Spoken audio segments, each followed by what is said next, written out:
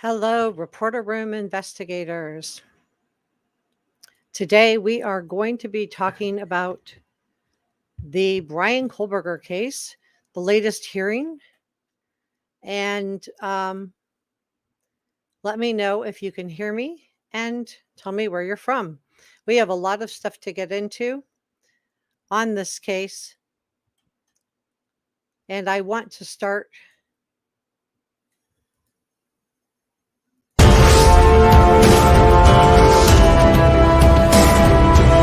Reporter Room with Jessica Della Davies starts now. Everything I'm sharing is my opinion. Opinions are not facts, so please don't send any negativity to anyone. Let's be kind to each other. This video is for educational and entertainment purposes only. Please subscribe, hit the notification bell, and give this video a thumbs up so I know you were here.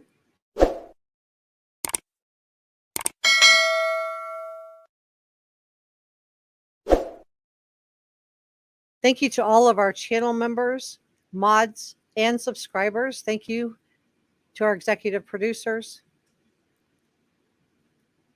our producers, and our channel members.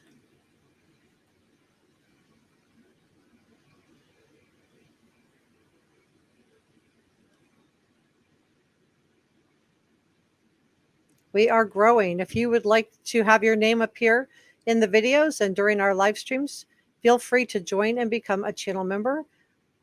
I will be running the member names again at the end of this live stream. So let's see where we are. I'm trying to look at my chat. So let me know if you can hear me in the comment section below, and let's get started. So we had the hearing with Bryan Kohberger a couple of days ago. And so the defense is claiming that they found 3 DNA male profiles. They found 2 inside the house and 1 on a glove that was found a week later. I'm assuming that this is the glove that Chris McDonough found from the interview room. And they're saying that there's 3 male DNAs that they cannot identify. And I want to dig into this a little bit because they made, of course, a lot about the DNA evidence, but this is a critical thinkers channel and we have a lot of smart viewers. So just consider a little bit of your critical thinking. If the defense knows that the DNA belonged to 3 males, then why can't they just simply run their own DNA checks? If they really believe that these DNA males, one of these 3, could be linked to the scene, why don't they take the DNA and run their own analysis on it? They had DNA experts that they placed on the stand. They have the ability to get a cheek swab from their client, Bryan Kohberger, and recreate the family DNA genealogy. They had DNA experts on the stand. So to me, that says they could just do it. So why do you guys think they're not just simply doing that? Hey, Pam, great to see you. Catherine's in the house. Hey, Catherine, nice to see you. Kamie's here. Please. Oh, thanks, Kamie. Yeah, please come on in. Come on in. We're going to be digging into it. So we're going to be talking about, I'm going to run, let me see how many packages. I think I have 5 or 6. We have a lot of stuff, 6 packages. We have a lot of stuff to dig into on this case. So let's get started. Let's listen in. And you guys know I need to provide commentary on this case. So this is Bryan Entin from NewsNation talking about the fact that there was not a decision on the motion to compel the DNA profiles. And I'm just wondering if this is because there's no reason that these DNA experts that the defense hired couldn't run the DNA profiles. Am I wrong? Am I missing something? What do you think? Busy day. Court went on for hours. I want to bring in NewsNation national correspondent Alex Capriello. He was in the courtroom all day today. He's joining us live outside the Latah County Courthouse. Alex, I know it was a busy day. First of all, I'm interested because it's such a small courtroom and you were right inside. What did you make of Bryan Kohberger today? Sort of what was his vibe in court? Well, he seemed just about the same as we've seen him in previous hearings, where he doesn't really show much emotion when he comes in. When he first walks in, you can see what many people are interpreting as a smile. It's really more, to me, just a general acknowledgement to his own defense team. He was wearing a gray suit, blue striped tie, not that orange prison jumpsuit that we've seen in the past, but he was clean shaven with his hair gelled. And he really was listening very intensely as today's hearings went on. As you mentioned, it was a marathon today, several hours, I believe more than 5 hours, much longer than the judge was even anticipating. But Bryan Kohberger was listening through it all, taking good notes, mental notes, perhaps, looking at his defense team, looking at the state as they were making their arguments, of course, listening to the four witnesses. But really, he didn't show much emotion today, but was very much invested. Yeah, I didn't see a lot of emotion from Bryan, and I'm sure that's because his defense team has told him not to do that. Because if he's smiling, then he's smirking. If he looks grim, then he's worried. If he looks worried, then he's scared. Whatever emotion he shows can be twisted around to be interpreted as anything else. So Rose thinks that they want to show how unprofessional law enforcement is that they didn't do those 3 DNAs. And my pushback on that is, you're the defense team. You have all these DNA experts as part of your team. So why not do your own DNA testing? It's not hard. DNA testing is not hard. They just need to get a cheek swab from their own client. Why not just get a cheek swab and do their own DNA testing? Hey, Jetta, nice to see you guys. Has he trimmed his eyebrows again? I'm sure he's keeping those eyebrows trimmed. He was also allowed to wear a suit. And I think that this should be the standard. I think if anything's going to be on television, if any photos are going to be put into the media, whoever is on trial, in my opinion, should be allowed to wear a suit. I think they should. I think it does prejudice a little bit to have them in a jumpsuit, unless there's no cameras allowed in the courtroom, in which case it doesn't really matter. Pam says, I think this hearing was to waste taxpayers' dollars. It has a lot of nothing, in my opinion. And Catherine says, I agree 100%. If they feel like it's beneficial to their defense, then they should have had their specialists run the other DNA samples. Yeah. What are they worried about? Why not just run your own DNA samples? But let's listen in to Bryan Entin, because he has got a really good panel on this, and he's making some great points. Yeah, he always seems very engaged and interested in what's going on, and like he's paying very close attention. What about the victims' families? I know the Gonzalez family was there. Were there any others? Was the courtroom full? Did you guys think that one of the guys that were shown and was identified as part of the Gonzalez family, I thought that was Maddie Mojan's dad. Am I wrong? Yes, more full than I've seen in past hearings. Of course, See the man in the black shirt? I don't know. I guess maybe I'm wrong, but to me, it does look like Maddie Mojan's dad a little bit. I'm not really sure. And what did you think about the T-shirt that was worn? earliest hearing, the indictment was completely different. That was a packed courthouse. But Yeah. other, motion hearings that we've had over the past few weeks, it really hasn't been that full. Today was a little different. We saw it not completely at capacity, but very close to it. To your point, the Gonzalez family was there in attendance. They were sitting about 3 rows behind the prosecution next to their attorney. They also had several other people that were there as a support system that were just sort of uniting around the Gonzalez family. I would say that they also, of course, were paying very close attention, listening, because as Steve Gonzalez told Ashley Banfield last night, this is all about him seeking justice for his daughter. And Sounds like some people think that the cops are biased against Bryan Kohberger. I don't know. I don't know why they would just be biased against him, but maybe you guys have some theories on that. Let me know in the comment section below. Let's continue on together, because as I said, I have 6 packages to do on this live stream. I have a lot of stuff to dig into. So what did you think about the shots fired shirt from Steve Gonzalez's family member wearing it? that is going to be capital punishment. Now, that is a backup. That is not the first thing that they go to. They use a injection, which is more humane. But apparently, they've been having difficulty getting hold of the injection. So I don't know. Sue says Kaylee's aunt. Oh, thanks. This Sue Am. Sorry.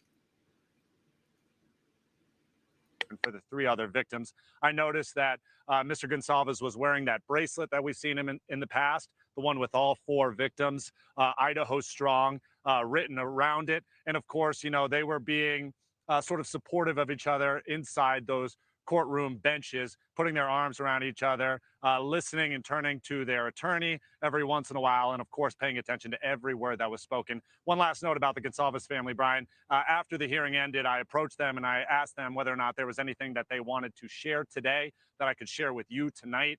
They basically just said they are drained. Today was a very long day with a lot of information, and they just said they need more time to process it all. My heart breaks for the Gonsalves family. I'm really proud that they're showing up to court to advocate for their daughter, Kaylee. And, you know, it takes a lot of guts to go in there and show up and advocate for your daughter. But I'm really proud of them. Watch your words, guys. There's some stuff I would love to show your comment, but I can't because you've used a word that I can't show on the air. In Stitches says, I do not believe the DNA question was that belonging to BK. The DNA results of the other samples were not done. Yeah, I'm wondering the same thing. If you really believed that the one DNA sample, which was found on a glove, and I believe that's the glove that was found by Chris McDonough of the interview room a week later. So the DNA could be anybody that dropped the glove. It may not even be connected to the case, but the other 2 samples that were inside, if you really believe that this information is going to exonerate your client, and you have all these DNA experts on your payroll, run the DNA samples. Of course, you would exonerate them. So putting critical thinking hats on, to me, it seems like it's more of a distraction, in my opinion, to try to take away from the DNA and get everybody to talk about the fact that how bad the police are, instead of talking about the fact that this DNA is really a problem for the defense team. Sue Am says, I feel like these families do get all of our grace. I'm so glad. Okay, BK is being picked on, allowing a mess to run loose. Give me a break. DNA doesn't lie. No one even knew who he was. Set up, quote, set up, unquote. They have picked an easier target than BK. I agree. I think there's a lot of easier targets they could have picked. I agree with the family, Pam says. Josh says, the sheath placement seems too convenient. On the one hand, it was wiped clean and BK missed one spot. On the other hand, it was underneath one of the girls. Well, we don't know what the sheath has on it, Josh. How do you know there's nothing on it? Because we don't know that there was no other bodily information on that knife sheath. So I don't know. Regina says, why isn't Bryan's family there? Have they abandoned him? Okay, so what I think has happened with Bryan's family, my understanding is that they were allowed to watch with via a Zoom call. So they weren't there in person. They went with a Zoom call. Florence White says a police officer dropped the, yeah, I think it could have been either somebody coming by. There was lots of people reporting from the house. It could have been a journalist. It could have been a YouTuber. It could have been a law enforcement. It could have been authorities. I'm trying to keep up with chat here. Midwest Mimo says there's no unidentified DNA. Glove found 2 weeks after. Glove doesn't mean anything. Yeah, the glove to me, that's a nothing burger. I think just because, you know, Chris McDonough found it. And I imagine every mother would be depending justice. Yeah, I think so too, Vic's logic. I think Bryan's family may not have the finances to attend every hearing. Yeah, I think you're right, Pam. I think it would be extremely expensive to try to attend every hearing. So they are allowed to attend, and a Zoom call was set up for them to attend in that way. SM Hall, sorry, says it's the prosecutor's job to prove their case, not the defense's job. The prosecution has the responsibility to prove they have the right guy. You're right. I agree. But here's my pushback on that. If you could exonerate your client by simply testing a couple of DNA samples using all the DNA experts that you have on your team, then it's your job to do that. It is your job to test your own DNA. If you're going to come in and say that the DNA proves that it wasn't BK and you're going to use the straw man argument, then to me, and if you don't know what a straw man is, that's something that a defense attorney will typically put up. They'll try to put up a straw man. In Casey Anthony's trial, they used her father kind of as the straw man. They blamed it on George. The child drowned in the pool. It was George. So if you're going to put up a straw man, then to me, you have a responsibility to test your own DNA, unless it's just a distraction. You should exonerate your client. If you can afford all these DNA experts, and they can, because the taxpayers are paying for it, then you can afford to test a couple of cheek swab DNA samples. They're male. They belong to men, so you've done some testing on them. This is my pushback to that. I'm surprised the court allowed this. I think because it didn't have his name on it. Rose, it's kind of freedom of speech. If they had said something more derogatory right to BK, I think you're right. But because it didn't say his name, it just simply stated what the law was. It was kind of ambiguous. I think that's why they allowed it. But a lot of people were, concerned about that shirt, myself included. I want everybody to have a fair trial, including BK, and he is innocent until proven guilty. But I'm just curious why the defense team is not testing out these DNA samples. They have all these DNA experts. We know this because they put 4 people up and paid them to come forward and talk about the DNA, but they won't pay any of them to test the DNA. And again, they've done some testing on these samples because they know that they belong to men, not women, men. So they've done some testing. Why not do the rest of the testing? I'm just curious. What do you guys think? We have a lot of smart people in here, a lot of critical thinkers. Reby says, I hope I'm saying your name right. Can you imagine how much DNA is in the house with all the parties they had? A lot. Yeah, fair point. And Sue Am says Brian's family was allowed to do Zoom. Yes, you are correct. I believe I read that as well. Deetra Ed says, right there would be no need for police to advise the victim's DNA was on the sheath. What would be the point of putting that in the PCA? Right there would be no need for police to advise the victim's DNA was on the sheath. What would be the point of putting that in the PCA? Great question. And the fact that they haven't produced proof that they went down all these avenues before picking BK, that's a flawed case and leaving it open to mistrial. Well, we haven't had the hearing yet, guys. Let's wait and see what avenues they did go down. But it's the defense has some responsibility here, right? If they can hire all these DNA experts and they can exonerate their client, why not test the DNA? They know it's a male, so they did some testing. Or are they concerned that the DNA of the 2 males are just 2 party goers that have been cleared already? I don't know. What do you guys think? Dick says we're sliding into facts. Thankfully, I'm trying. But all opinions are welcome here. Just be respectful with each other. I want to hear what you guys are thinking. Midwest Mima says, sorry, but if it was my son, I believe was innocent. There's no way you could keep me away. I think they were there on a Zoom call. So I don't want to judge because not everybody has the resources to fly repeatedly. And they may be worried to show up too. I don't know. They probably didn't catch it. Josh says, the way the scene was investigating is insulting, unprofessional. You see them wearing boot slips, no hairnets, no gloves on investigators dusting the scene.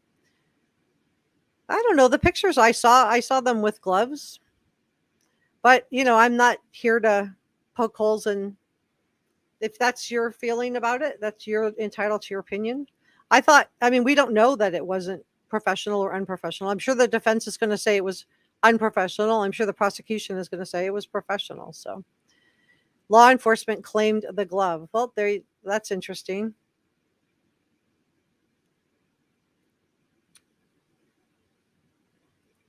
Let's see. With so much DNA in the house, once there's a suspect, it seems logical they would test to see if it matched the suspect instead of testing 100 party. Right. Wouldn't it be cheaper for the defense team to simply test the DNA samples against their client, BK, get a cheek swab and test them? Wouldn't that be cheaper? I don't know. You tell me. All right, let's continue on with this because I have 6 packages to dig into, and we have so much to unpack here. Yeah, and also it's just such a small courtroom. The thought that they sit inside that courtroom so close to the man accused Right. Of killing. I mean, it's a lot to wrap your mind around. I want to ask you though about these DNA witnesses because it seemed like most of the day was taken up by the topic of DNA, and I believe it was 4 witnesses who were on the stand discussing the DNA. What a lot of it was complicated, a lot of it dragged on. What would you say the big takeaway was? Yeah, a lot of it was very industry oriented, a lot of jargon when it comes to DNA investigative techniques. But the overall big picture that I took away was the fact that this type of investigative process is very long, lengthy, and difficult. And I really think that's the point that the defense was trying to make by calling these witnesses up, because it takes a long time to actually match a DNA profile to an unknown individual. One of the witnesses said it took 14 months for her to actually do so in a different case that she was actually examining. So the point being, the defense says with it taking so long, with so many hands that are involved in it that are trying to make sure that they come to the right conclusion, there's got to be more documentation. There's got to be more filings out there that we do not have right now. Now, I think that's really interesting. What do you guys think about that? And I want to just share this with you. So I'm not advocating this law firm. I don't even know who they are, but it says that what I want to just kind of explain is holding the straw man in the empty chair at fault. This is a really common defense tactic. We saw this in the Casey Anthony trial. What they did was they went through social media posts. They realized that George, who was Kaylee's grandpa and Casey's dad, wasn't liked by the media. People were suspicious of him. So they used this straw man it can be an empty chair, and I think that's what this DNA is going to be all about. I think it's going to be a straw man argument. That's just my opinion, but that's what a straw man is. It's when you put somebody else did it. So it can be someone else. It can be you just cast a little bit of doubt, and it can be it can also be that. Let me see if I can find it. Okay, here's a legal definition of it. Let's see if I can share this. Can you guys see it? No, let me share this with you.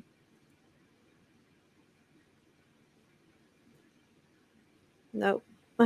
Sorry. I don't stream that much. So I'm trying to, okay, here it is.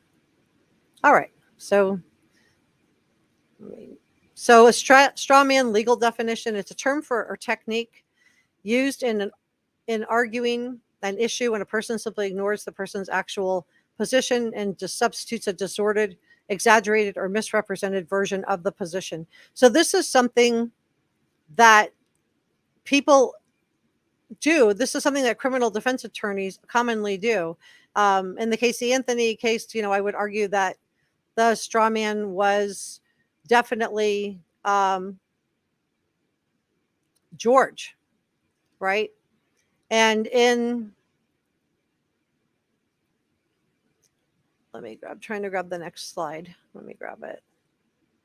All right, so BK did buy a K-bar knife. So let me share this with you. And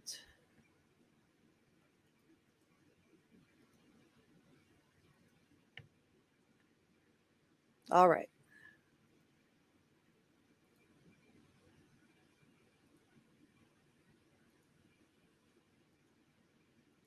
Okay. Let me get the ads out of the way. So Bryan Kohberger, this was published by the Independent back in May. He did buy a K-bar knife. from Amazon months before what happened to the Idaho students. So he bought a K-bar knife and sheath from Amazon 7 months. We know that from the affidavit that we do know that there was search warrants that were put out to Amazon.com. And this information comes from Dateline NBC. They had a special called, quote, The Killings on King Road. And they reported that BK shopped online for a military style knife. Let me just highlight this for you. Back in April of 2022. So it seems like he may have been planning this for a long time. And one of the things that, let me try to take the ads down. One of the things I think that is kind of interesting about this is that, it was Grizzly True Crime that kind of brought this up on Twitter, and she said, I'm not going to quote her exactly, probably, but I'm going to try to get close. Gisela said that she just thought it was interesting that there was nothing that went, nothing like this occurred in Idaho for 7 years. 7 years, never had any kind of murders, but within a few months of this guy rolling into town, all of a sudden we have 4 students dead, and then this is not her, this is me.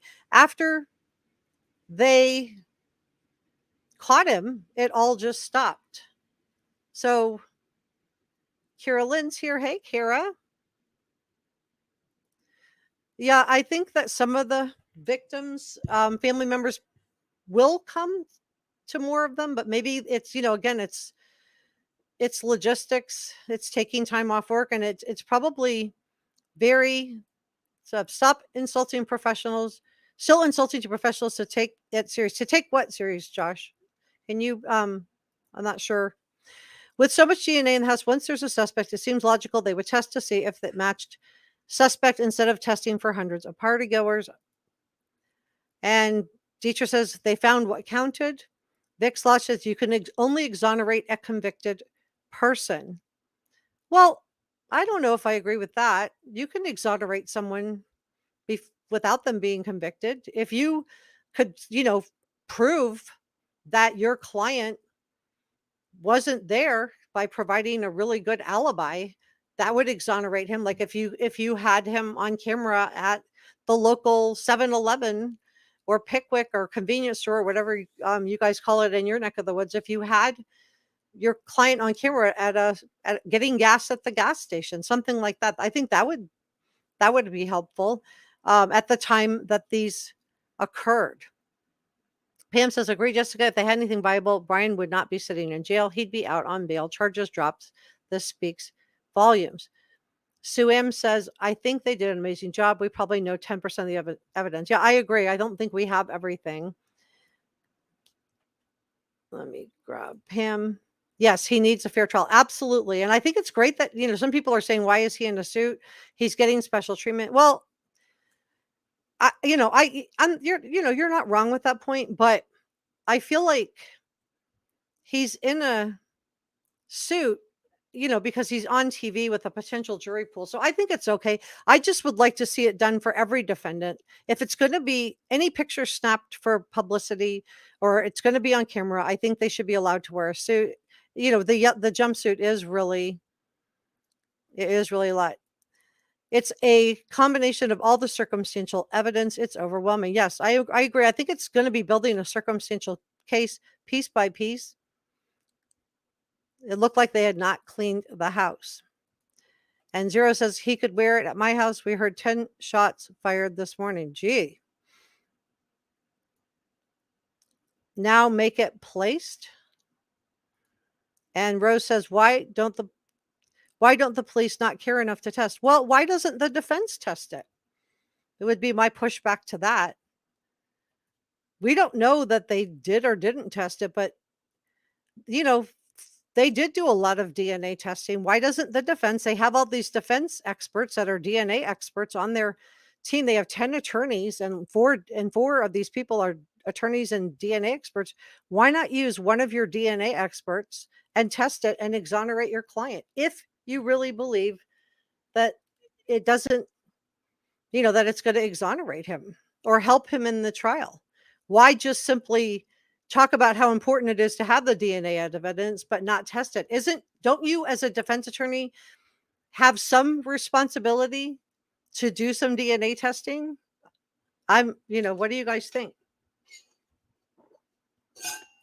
Kami thinks they're saving money to when the trial actually starts. I don't know. They didn't save money. They put 4 defense people on the stand. That had to cost a lot of money, right? That wouldn't have been free. And I just want to thank Kami for being a member for 3 months of Reporter Room. Hit the join button if you would like to have your name show up on our videos. All right, so this is the Dateline story, and it does say that the Dateline NBC, the quote killings on King Road, end quote, reported that the 28-year-old, that's going to be Bryan Kohberger, shopped online for a military style knife back in April. So I think that's interesting, and we have a lot of stuff to unpack. So let me grab the next one.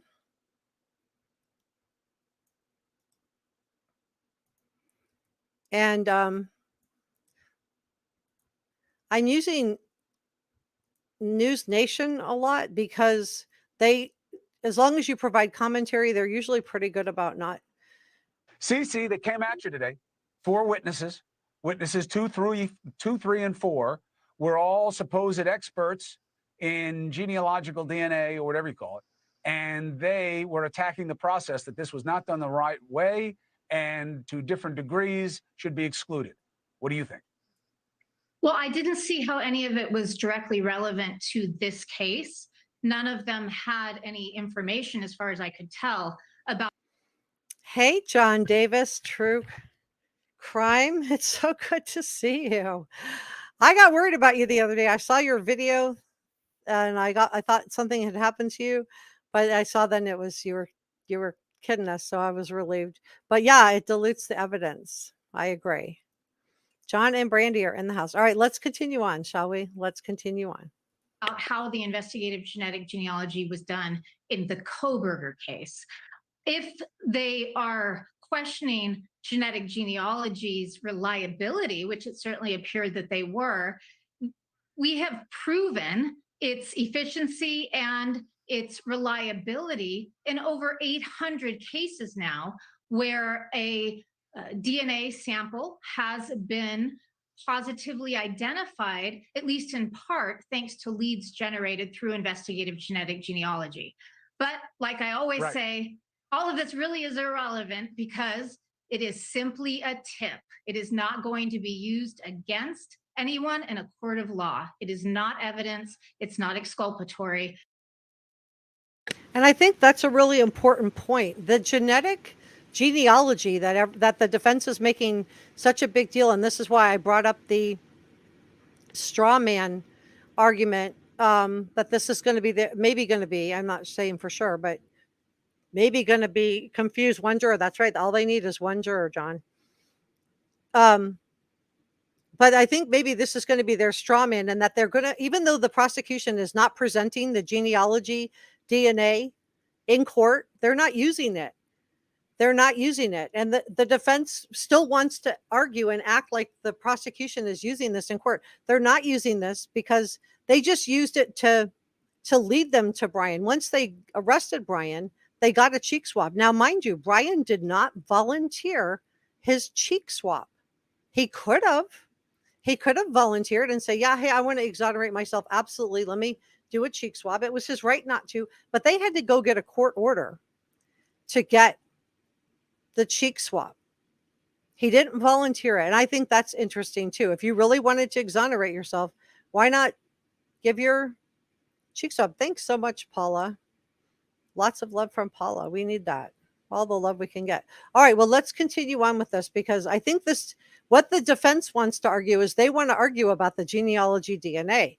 However, the genealogy DNA is not what's being presented at trial. Thanks, Catherine. The genealogy, it's going to be the actual DNA that they got from the cheek swab, not the DNA that was pulled out of the trash can. I know the defense wants to make this the big argument, but but it really isn't. It really isn't. All right, let's continue on together, shall we? Because I have 4 more packages after this one to share with you guys. And so in the end, it's the DNA match that they got to the admissible genetic evidence that is going to be used against him. So let's just bootstrap that, and then I want to go and give Garagos a chance on the other side, of course. Paul Callan, good to see you, brother. Hey, good to see you. To Cece's last point, okay, fine. Feel any way you want about genealogy DNA. We got the swab. We matched it just the way we always do. It's you. You're done. Why isn't it as simple for the prosecution? Well, I think in some respects you could make that argument, but understandably, this is a death penalty case, and the courts are usually pretty open about discovery in a case like this, where the stakes are so high, and they want to know how did the FBI build this genealogical tree that led back to Pennsylvania, where they got the swab that linked him to the Idaho murders. And I think the jury probably is going to want to know about that too. So if the prosecutors did it in a reliable way, if I were the prosecutor, I think I'd want the jury to see, at least in general, how that trail was established. So I think what we're going to run into and what we're going to see, of course, the defense really wants to throw a lot of doubt into the DNA. They really, really do. They want to, cast a lot of doubt on the DNA. So they are going to want to bring it back to this genealogy DNA. But that's the genealogy DNA is how they found Bryan. It's how they got it out. They tracked it to a family member. But it's not what they ultimately use. They ultimately use the cheek swab. And that's what they used to make the match. The court order was not volunteered. He did not give them their DNA voluntarily. It was a cheek swab. And that's what the prosecution wants to focus on. They want to focus on the cheek swab. The defense wants to focus on the genealogy DNA, what led them to Bryan Kohberger, and try to take away. And this is, a great tactic. It's working. I see a lot of people that are confused. They see all these questions about the DNA, and I think it's a good tactic.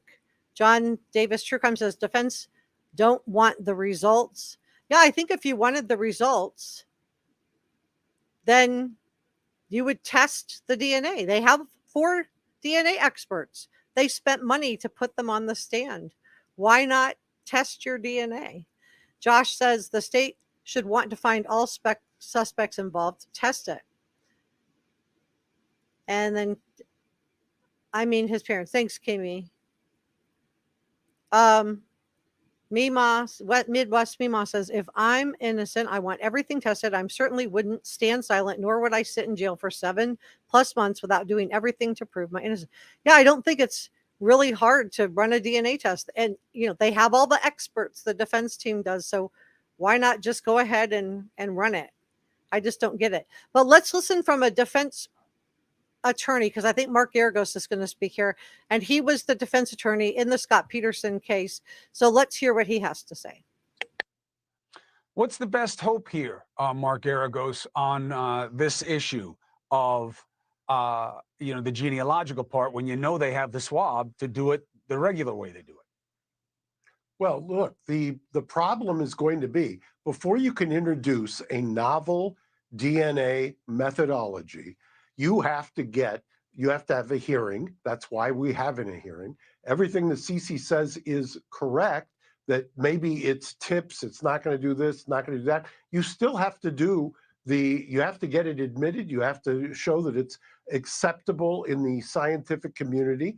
And by the way, if it doesn't meet muster, if it doesn't raise to the level where a judge finds that this is generally accepted in the scientific community, it can be excluded. If it's excluded, then you have a domino effect as to everything else that happens after that. So I wouldn't be as dismissive of this. I've mentioned this to you before, Chris. 25 years ago, I did the hearing with mitochondrial DNA before it was admissible in California. That was a week-long hearing. They flew in people from DC and have to Okay, so we don't need to go back 25 years. But yeah, of course, the defense team wants to focus on the genealogy DNA that they pulled out of the garbage can rather than the cheek swab that they got from BK. Of course, that's what they want to focus on. Because if they can somehow manage to get the judge to rule on that, maybe they can get their whole case thrown out. Thank you so much to our mods. 6 Cents Amelia's here. Yay. Thank you to our mods, to our channel members, and to all of our subscribers. I really appreciate your taking time to stop by and join me today. We have so much stuff to get into. So it's interesting. Yeah, of course, the defense team would love to like claim fruit of the poisonous tree. Well, if they hadn't done the genealogy DNA, and this was the FBI that did this, then they wouldn't have gotten to Bryan. But we don't know for sure if that's true or not true yet, because we don't know what's on those CCTV footage of the car. We don't know if they have him driving the car or his license plate on one of those cameras. We don't know, but I think this is going to be a interesting case. And I wanted to share the defense point of view, so that's why I wanted to share with you the this interview, which I thought was really, really interesting. So I also want to share this with you guys. So BK did have connections to the victims. Let me grab this.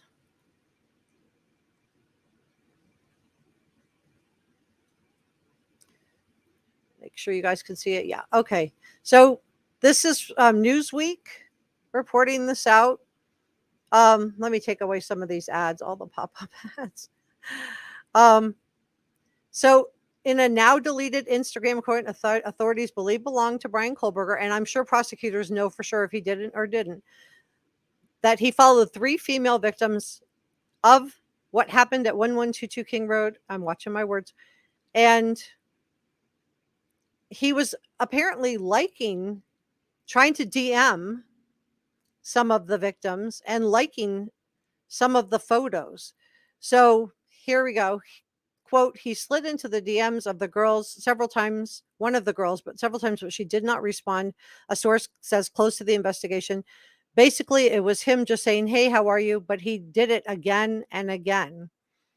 So they weren't angry messages. They weren't, anything negative, just him saying over and over and over, trying to reach out. But it kind of does say that there were connections between him and the victims. It kind of takes away the fact that people's trying to say, well, there's no connection. Well, there are connections. Sliding into following all 3 girls on Instagram and then sliding into the DMs is just one of the connections. I also showed you guys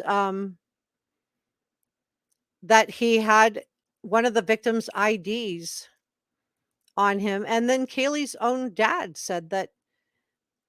gave an interview and said that Kaylee thought she had a stalker. We all saw that before they even arrested Bryan. For those of you who've been on this case the whole time. Mishko says false per documents. BK had no digital contact to the victims. The only person who has said that he does not have, there's nothing that says he had no digital connection to the victims. Not one word. The only person who said that he does not have any connection to the victims is the defense team. So I just want to clear that up. I've seen that a lot in the comment section. He didn't have any connections to the victims. Well, yeah, he did. And it's been reported out, and just because something is something that you don't like doesn't mean that it's false. If you don't, just because it's information you don't like doesn't mean that it's fake. Yeah, and this is truth exposed. Dude creeped in on a neighbor by spying on her through their security cams. Yeah. So I know some people just want to say that, oh, he didn't have any connections to any of the victims. Well, yeah, he did. So let me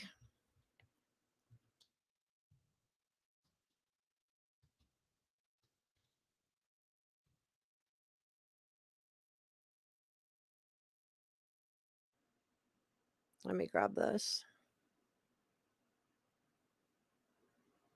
So the only one who said that there's no connection is Bryan's defense attorney. And I want to be fair, so I'll share this as well.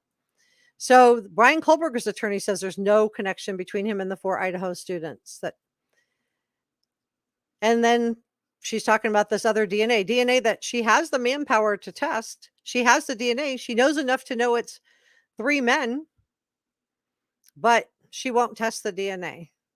So, but I do want to show you both just so it doesn't look like there's no winning, Amber. There's no winning. I mean, I don't feel like there's winning. There's 4 people that are gone. There will be so much more evidence, proof or not entitled to see. There will always be people who won't see it. Yeah, I think there's always, no matter what happens, there's going to be people who, don't believe information. But, then that's fine. I can't control that. All right, let's go back to, let me pull this up. This is Bryan Entin.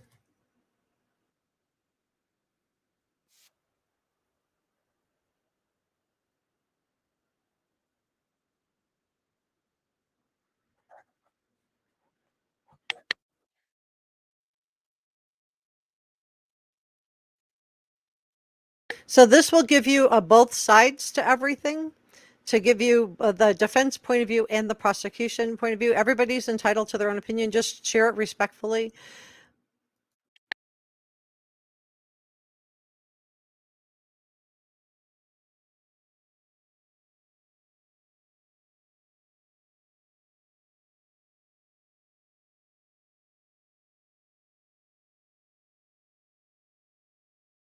Oh, it's part of your name? Okay. Sorry about that. I didn't know what that was. I was like, okay, my bad. Sorry, Amber. All right, let me grab this. Can you guys see it? No, let me share my screen.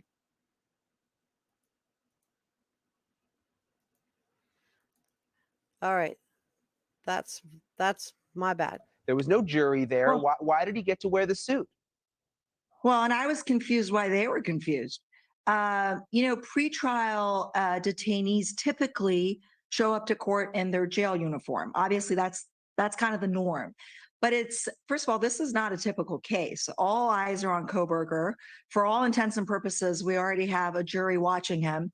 And it really is to humanize him. And this is not, the only case this is done. And it was done in OJ, the Ahmaud Arbery defendants, Nicholas Cruz. I mean, there's a whole list of defendants who were able to do this. And there really isn't a law that is for or against it. It's not about law, it's about logistics. And I agree with this. I think any defendant that has to appear on television, okay.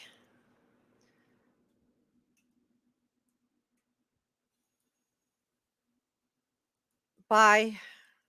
If you're going to disrupt the chat, I'm going to take you out. If you can't listen to everything, you're gone. So I think it's fine. I think it's a good thing that the defendant, I think every defendant should be wearing a suit. If there's going to be any kind of cameras, whether it's pictures being printed in the newspaper, the jumpsuit to me could prejudice a potential jury, but especially a big high profile case on this, I think it's fine that Bryan wore a suit in the hearing. I don't have a problem with that. I think it's good. Yeah, and I heard this too. Maybe I was about to do that too. Where was that one? Oh, comments are going by fast. So the prosecution said they gave the defense everything that have. Yeah, they have. I think, they're saying that the defense is asking for stuff that they don't have. The only thing they haven't turned over to the defense is one lab report that they don't have yet. The prosecution hasn't gotten it from the lab, so they can't turn over something that they don't have. And I just don't think that the prosecution is lying about this. And then Truth Exposed said, imagine knowing your client is guilty and having to grasp at any straw you can to make it appear you're fighting for him, so we won't have a reason to appeal.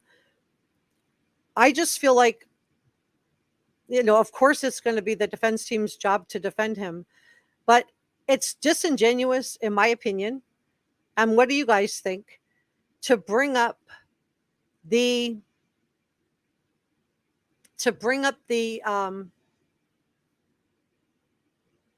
DNA and have 4 experts come on the stand and spend all that money to fly those people there, but not test this DNA, instead just demanding that the prosecution do it.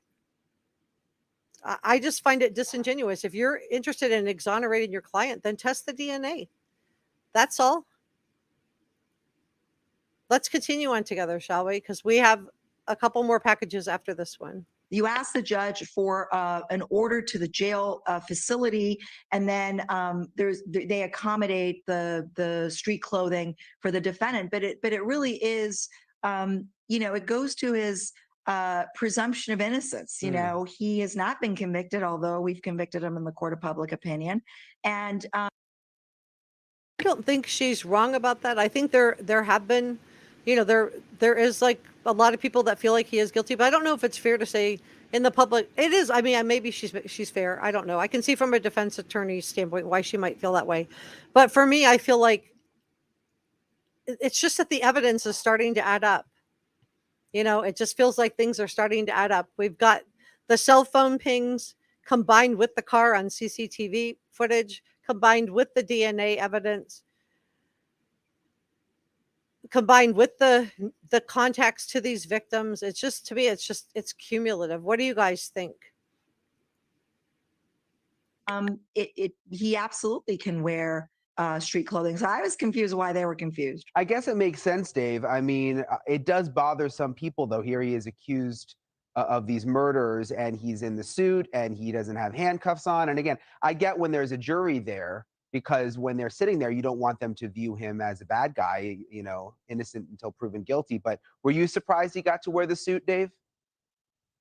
No, the benefit always seems to go to the defendant. And if he wants to wear the suit, they're going to let him wear the suit. And he's right. The benefit has gone to this defendant. His attorney asked for an extension after prosecution turned over all the evidence. The rule of law in Idaho says you have to turn over your alibi and within 10 days. And the defense team got weeks and weeks of an extension to turn over the alibi. And then they tried to say they were going to just turn it over at the trial. And the prosecution was like, no, we don't want to waste money going to trial. If you have something that's going to exonerate him, please share it so we can look into it. So I think he has gotten the benefit. He had all the way till July 24th to provide from. The prosecution turned over everything in May. He was supposed to give his alibi by the end of May. He got extended all the way till July 24th. So he had weeks and weeks to do the alibi. And then the defense still tried not to do the alibi. They were still stalling, and the prosecution had to really push it. So anyway, I do think it's, and the suit thing, to me, that just feels like a nothing burger. I have no problem with him in the suit. I think any high profile case, or if the defendant's going to be photographed and placed in the newspaper, absolutely should be allowed to wear a suit, not just in Idaho, but in every state in the United States. But let's continue on together, guys, because we have more packages after this one to unpack. And remember, even though there's no jury, there's a jury pool out there that hasn't been decided yet. And those members of the jury pool may be watching. And so they're playing the long game. They're going to try to show what a decent looking guy. Although I got to tell you, Bryan and Sarah, in that suit, I thought he bore a striking resemblance to Ted Bundy. Not a guy you want to be compared to. God. Definitely not a guy you want to be compared to. Ted Bundy, for those of you that don't know, he was an attorney. I've heard a lot of people say that BK couldn't have done this in the amount of time that's allotted. But he is a tall, big guy. He was in good athletic shape. He was just 28 years old. Ted Bundy did it in less time in a sorority house in Florida. He did it in less time. So, no, I don't think 80% of the evidence they have is in the PCA. I don't know where that number is coming from, but no, I don't think it is the case. JW says, because he has a presumption of innocence and wearing street clothes makes sense until he's convicted. I agree. I think it's should be done with everybody. Why not just have it? Hey, Jane. All right. And Mike's here too. Jules, is just wording tactics. No problem, Lulu. Anytime. We're all coming at this together from differing point of views, and all opinions are welcome. Just share them respectfully. That's all I'm asking. Don't disrupt other people in the chat. All right, let's continue on because I have 2 more packages after this one. Yeah, a lot of people were zeroing in on him today and just saying that he looked sort of creepy. I think that's what the judge is concerned about, why they don't want the really tight shots. I want to ask you, Dave, about this genetic genealogy. That was a big topic today. The defense claiming that it's unfair. The way it was handled was unfair. And the defense wants everybody talking about this genetic genealogy, in my opinion, so they're not focused on the cheek swab DNA. And I love Bryan, and he's doing a great job reporting out both sides of this, and I appreciate his attention to detail. He's an excellent journalist, in my opinion. That's ultimately what led police to Bryan Kohberger. What do you make of it? Do you think that could really be an issue, Dave? You think it's going to be an issue for prosecutors?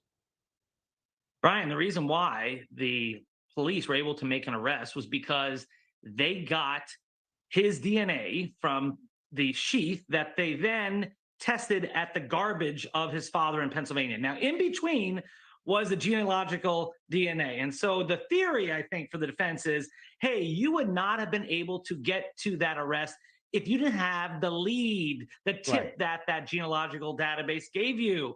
But okay, so if this type of stuff is used all the time, are you trying to say, defense lawyers, that it should be suppressed because why? Because maybe Kohberger's relative did not want police to access the database because you have to check a box. Even if that were the And here's a question I have for the chat. Do you think that Bryan Kohberger has the right to decide for his relative, if this is a cousin or an aunt or an uncle or a sibling? Does he have a right to decide for a relative whether or not they want to make their DNA accessible to law enforcement? Does he have that right to determine that? Or does that right remain with the person who provided the DNA sample? And again, this genealogy did lead to his arrest, but it's not the DNA that's being used in court. I just want to stress that because I think it's been somewhat confusing on this. But let's listen in to this is an excellent interview by Bryan Entin. The case, and we don't know who this relative is, and we don't know what privacy settings the relative put on his 23andMe or whatever database he used. But even if that were the case, does Kohberger have a right to object to his third cousin's DNA? Does he have a right to get that suppressed? That's not his DNA. That's his third cousin's DNA. I don't think he has a right under the Fourth Amendment to ask for a suppression on the exclusionary rule. So in my mind, it doesn't matter. In the end, they have the swab of his cheek, which shows he was a match. So that's why I say he's guilty, and the DNA stuff from the genealogical database shouldn't matter that much. But so he has a similar stance. He doesn't think that this ancestry DNA should matter. I know this is what the defense wants to talk about. They don't want to talk about that cheek swab, that's for sure. And they want to talk about the 2 other male DNAs. And I just can't say this enough. If you think that you have 2 male DNAs and you could track them down and use them as straw men for your defense, and you can afford all these DNA experts to come up on the stand and testify about genealogy DNA, which isn't even being used in the trial. It's not being used. So the prosecution isn't hiding anything. They're not using it. And Pam says no one should have the right to decide how someone's DNA is used. The owner would have to allow his DNA to be used if the issue ever arose, and it did. Yeah, you check a box is my understanding. I've never had my DNA tested. Have you guys? Suzanne says when the evidence is on their side, they pound the evidence. When it's not, they pound the table. Wow. And Tara's here. Hey, Tara, great to see you. Truth Exposed says Ted used a knife similar to a K-bar on Kimberly Leach. Yeah, that was just heartbreaking. Thank you for sharing that. Pamela says, cheek swab, it does it for him. Yeah, of course, the defense is not talking about the cheek swab. That's not what they want the coverage to be on. That's why they put up all these, that to me, it was their straw man. To me, it was their straw man. It was their distraction, their straw man argument. It couldn't have been him. There was 2 other males in the house DNA that the prosecution didn't collect.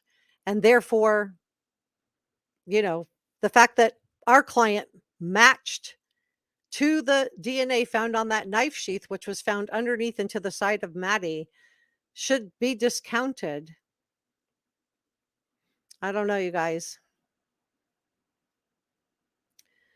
Regina says the defense is using obscure policy violations for ground for dismissal. It will not stand in court because the company policy is not the law. It's grounds for civil at best. Very interesting. Thanks for sharing that. That's helpful. And Donna did do it on Ancestry. So did you check a box, Donna? And you think all of us are fooled, so everybody's being tricked? Okay.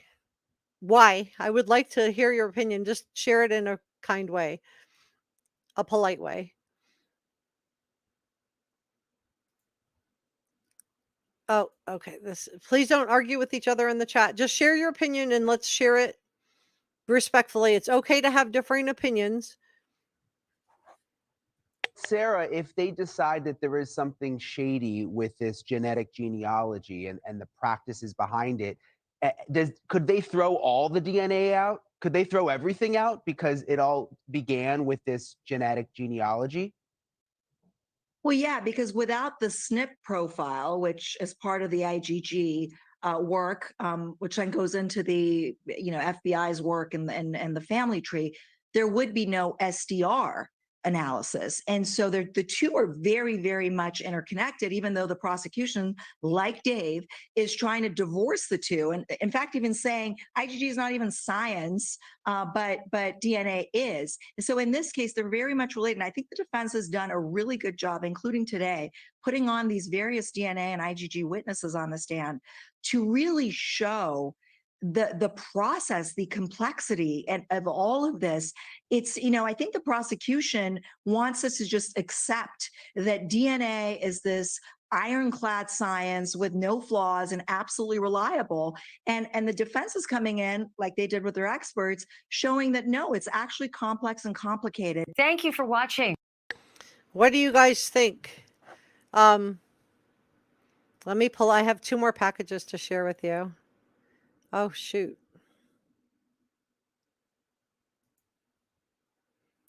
Let me grab this one. Hold on. Let me open this back up again. I have all my links here, and I just accidentally deleted one, but I have it saved. Okay. All right. So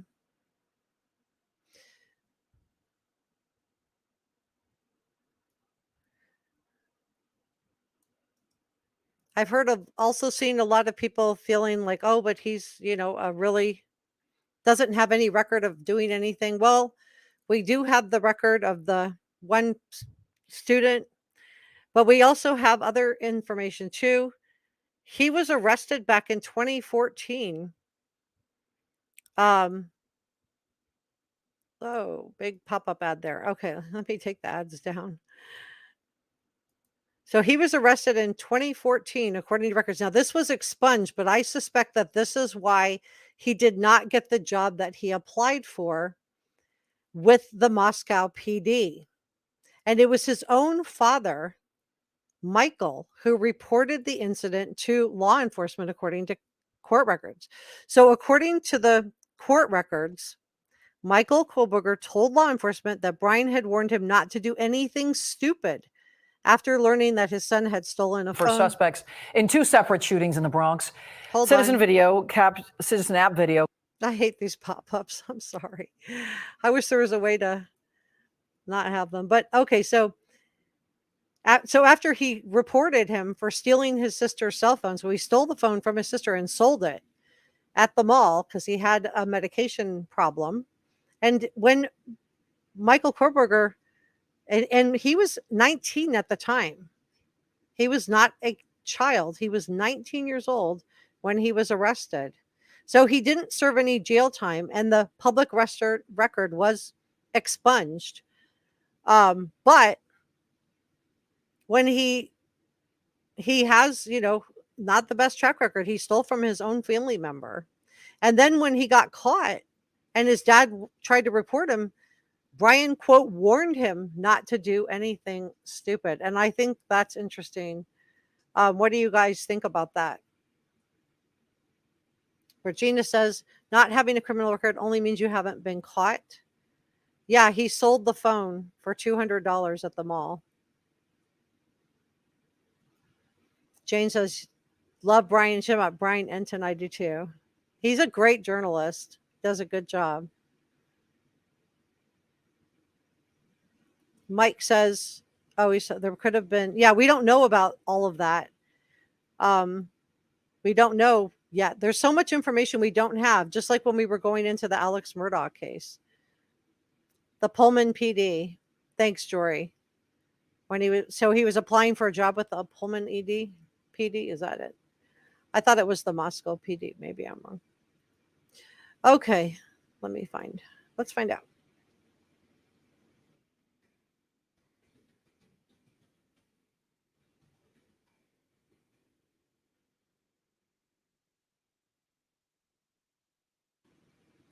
Okay, just pulling up the first one. So he interviewed with a job with the local police, the Pullman PD. You are correct. Not the Moscow PD. I stand corrected. Thank you so much for helping. So I suspect, I don't know, what do you guys think? Do you think that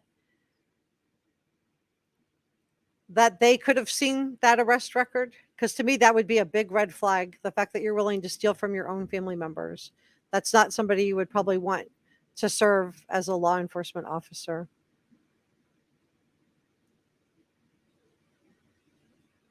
So I don't know.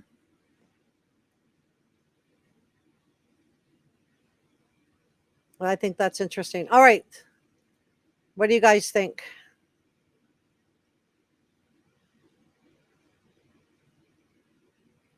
And Ruler says, who believes BK's father or third cousin mailed his DNA to the startup company in Texas?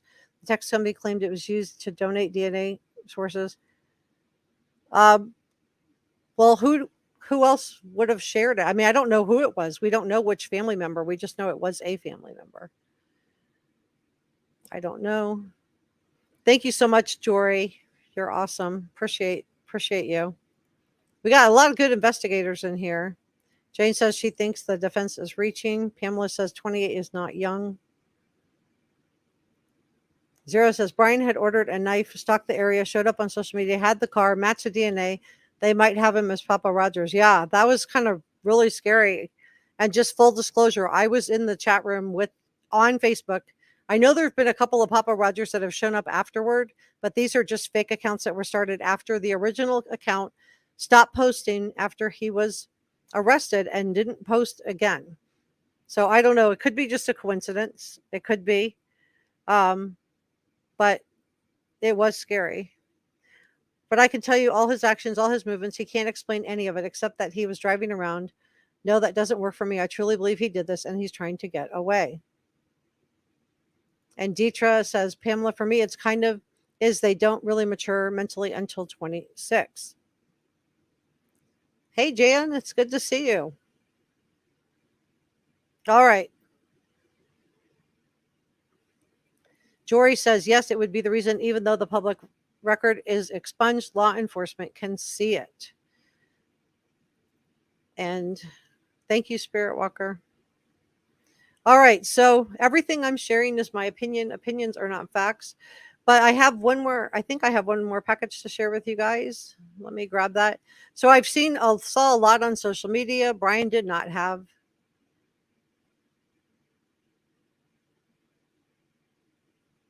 connections to the victim. And I showed you guys the article that he did. Let's look at the ID.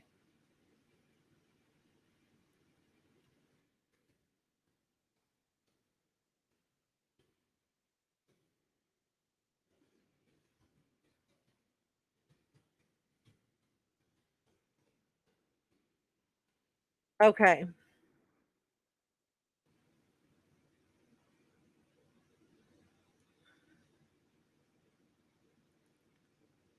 So let's just go to Yahoo News.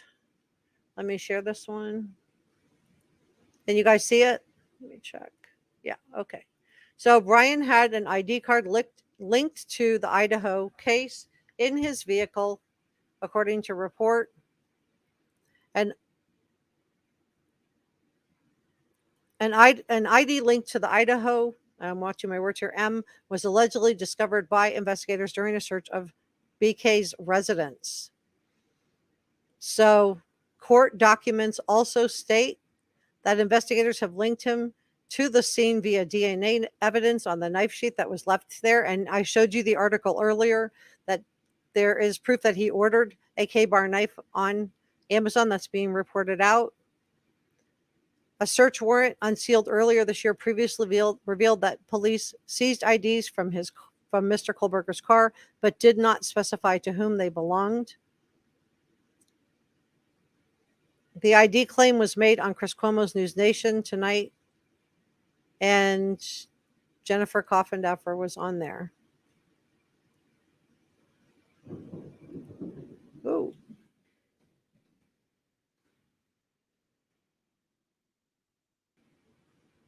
Let's pull up one more. This is CBS.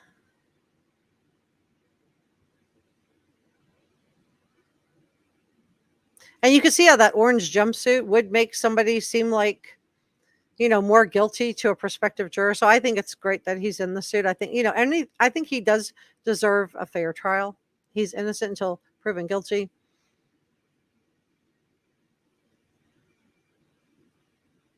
Yeah, and so here it talks. I've heard people saying frozen shock face doesn't last 9 hours, and I looked into this myself in a live stream. But she could have just frozen for a second, just startled. If you've ever been in a car accident or had anybody just startle you, you could just freeze for a second. And they do have the body cam footage. And if you look right here on his wrist, people are saying he didn't have any cuts.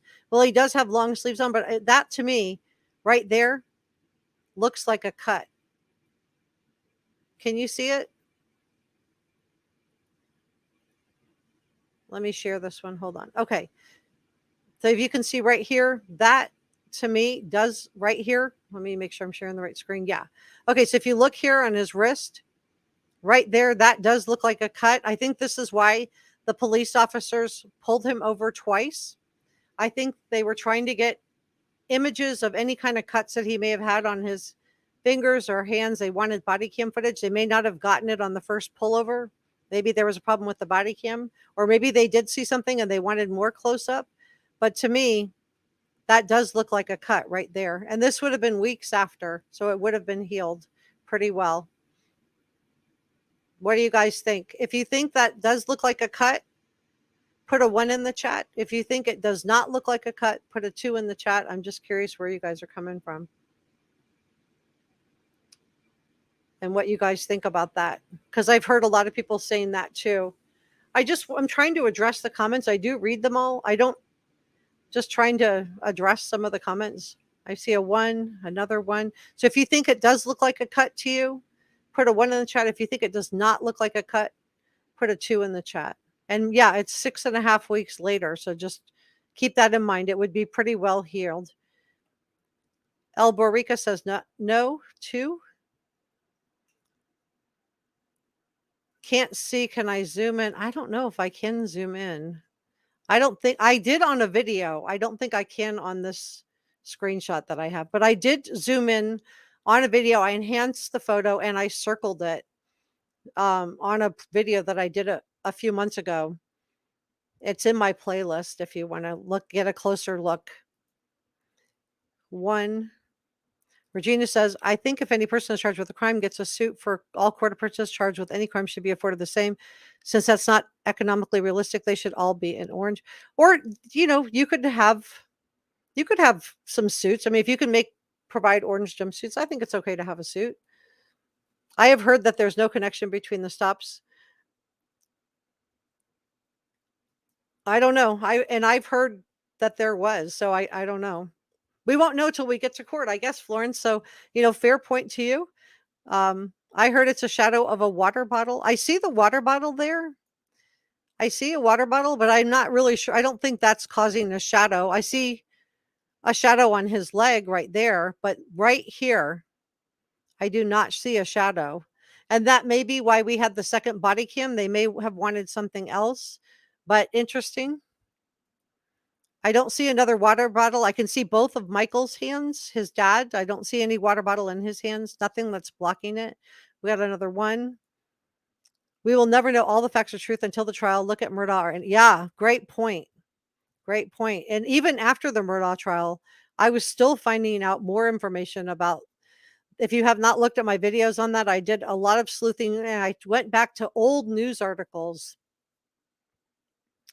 and found secret islands and the airstrip at Moselle and just dug into. JW said they pulled over BK for a lot of reasons to check with the dad, check that the dad was okay. What water bottles or DNA sources were in the car. Definitely a cut to verify they had the right car. Thanks for sharing that. Lisa says she can't see it well enough. Yeah, I don't have the ability to zoom in any closer, I don't think. Let me see. I don't see a way for me to do that. I wish I could, but I did zoom in on it in my video. Jan thinks it is.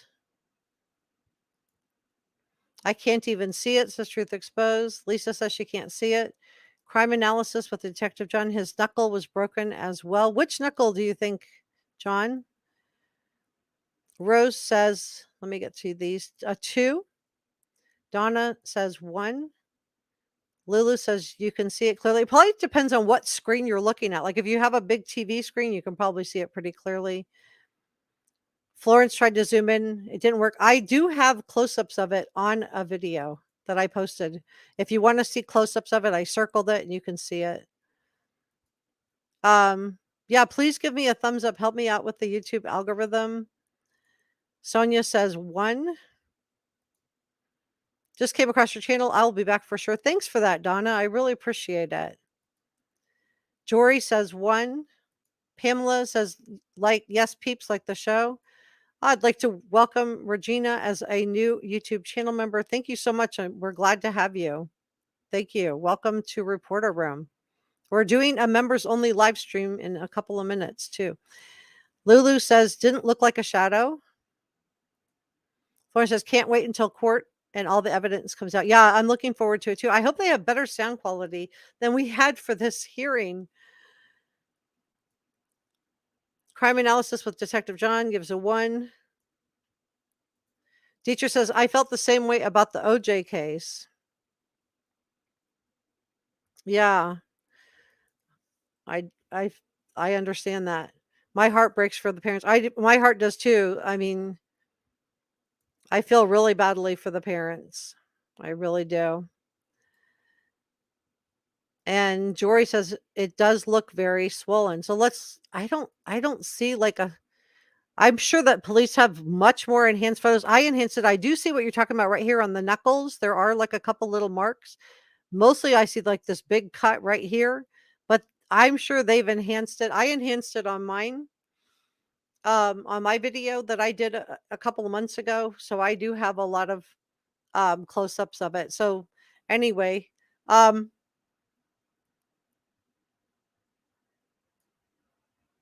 Mary says, I've seen it before. Faraday's watching on a big screen. Yeah, I think it's easier if you're watching it on a big screen.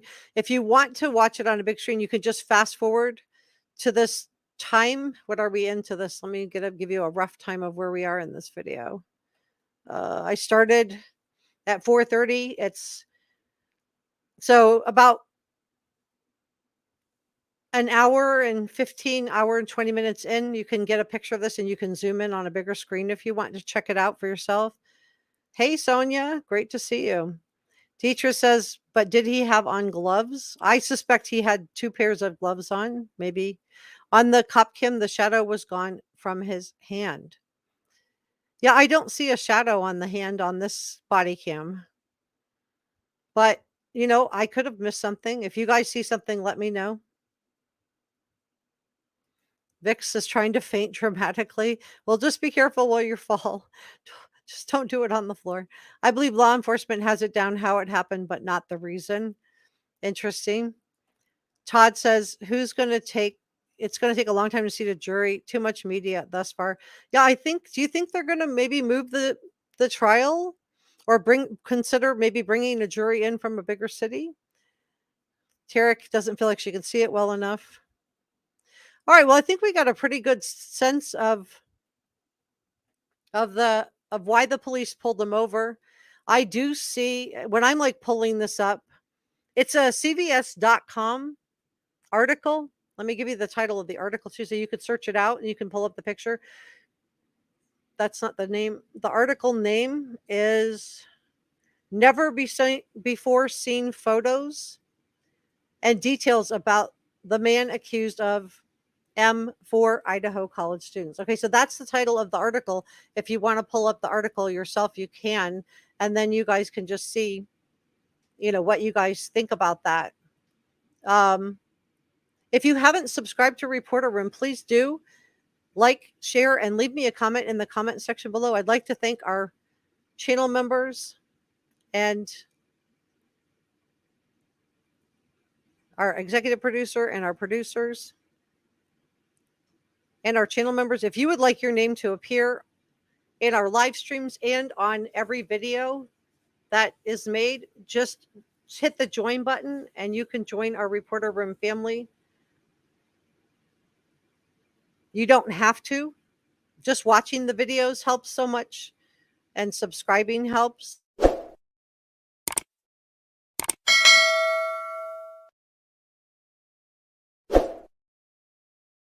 So please take a moment and subscribe, and I look forward to seeing you next time. Bye.